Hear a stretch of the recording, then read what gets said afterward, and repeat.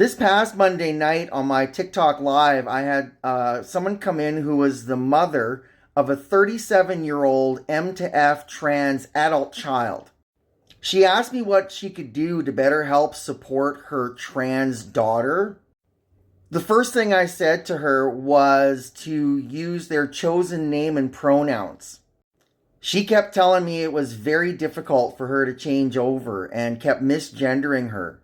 She had said because she had been raising this child as a boy, and she thought that she had been very masculine throughout their development and early adulthood. She never suspected it. And that was the reason she was having issues changing to a new name and pronouns. So I used the example of having a good friend for 20 years call herself Mary, and then all of a sudden after that she comes to say, yeah, I've changed my name. My name's Susan now.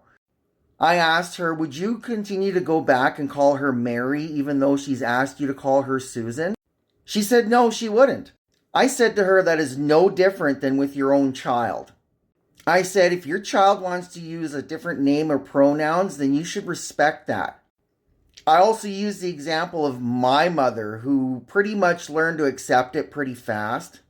But then again, my mother had suspected something about me for a long time, and she really wasn't surprised when I came out to her. Often what it is, and it was the same with this parent, is that the parents have certain dreams for their child that they think that would be the best life for them. Usually in a case like this, they're like, oh, I want you to get married and I want you to have kids. I want lots of grandkids and I want you to be successful. I had to assure this mother that not only was her child not changing on the inside, but that she would still be attracted to women even on HRT. You look at me 3 years later and I'm still mainly attracted to women and not so much to men. Just the affirmation is support enough to start. And then anything to do with medical transition is just our own thing. I haven't become a different person. I just feel like that I've been upgraded since I've been on HRT.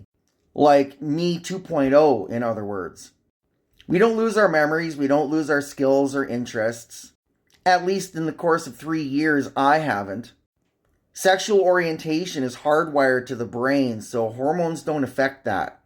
So I just wanted to share that here, so if there's anybody else who's going through the same situation, this can hopefully be an education video.